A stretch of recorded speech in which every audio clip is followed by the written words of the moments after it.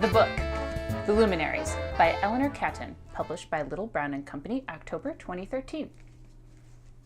Ahem. Oy. It is 1866, and young Walter Moody has come to make his fortune upon the New Zealand goldfields. On the stormy night of his arrival, he stumbles across a tense gathering of 12 local men who have met in secret to discuss a series of unexplained events. A wealthy man has vanished.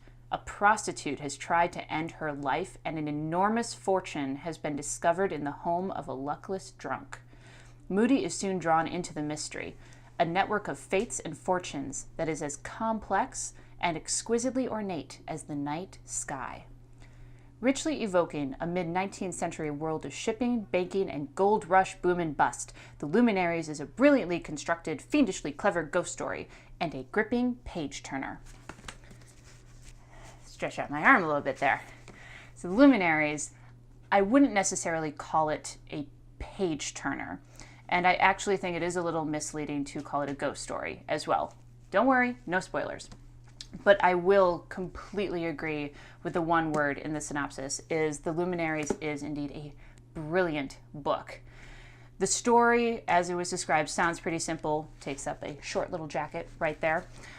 However, each chapter, you almost feel like you're eavesdropping into each character. There's usually one or two at the most, and you find out who they are, their backstory, how they're involved in this mystery, and what really drives them, what motivates them. And it's intense. I admit I may have had a pen and paper handy while I was reading through this. But all of that leads to the climax, which is the court scene. So the court scenes in books usually take 100 plus pages. Sometimes a whole book is devoted to a court scene. Because of all the backstory that Ms. Catton put into The Luminaries, the court scene probably only took 1 or 2 pages. It was pretty awesome. I do have to really applaud that. So in all, it was really, really well constructed, and again, plot driven, was really impressive. But it's not just about the court scene. So the Luminaries were what traditional astrologers called 2 astrological planets, which were the brightest and most important objects in the heavens, aka the sun and the moon. Luminary means source of light.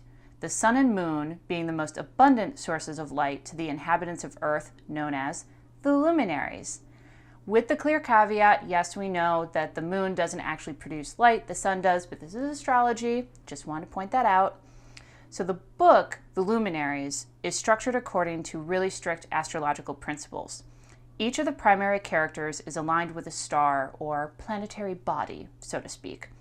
At the beginning of the book, there's a character chart that lays this out for you. There's a lot of characters, so I'm just going to warn you in advance on that one.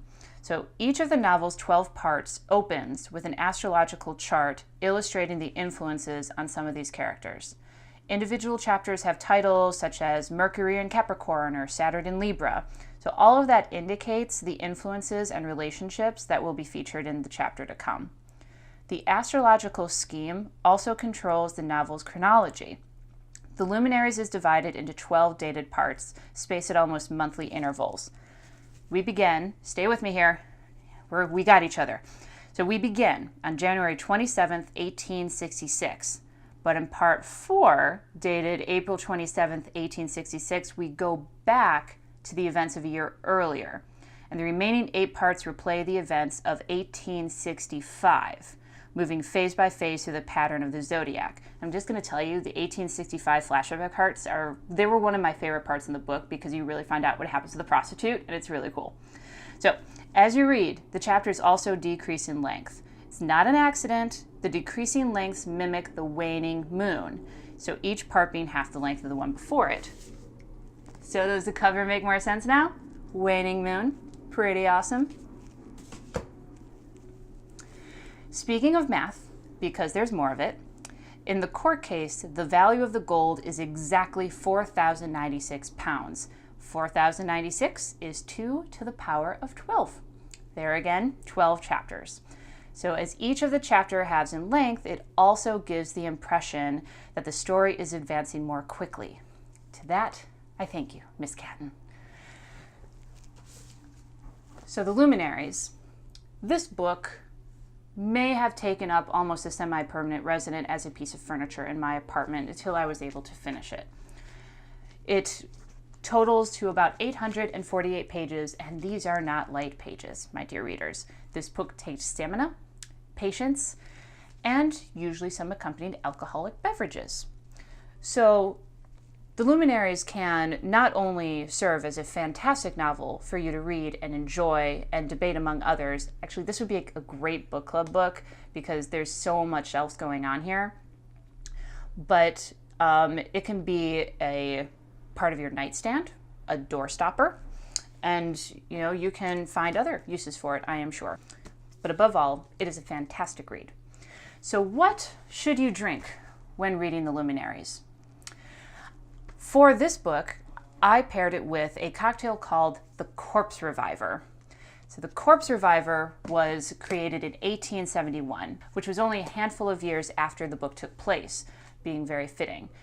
The primary ingredients also are brandy and more brandy. And in New Zealand during that time, they mainly only drank brandy and rum. They did not drink beer or wine until many years later. And there's also, I said before, that's not really a ghost story, but there's a really big spiritual element throughout the book. There even is a seance scene that's pretty neat. So the Corpse Reviver I thought was a very fitting name as well.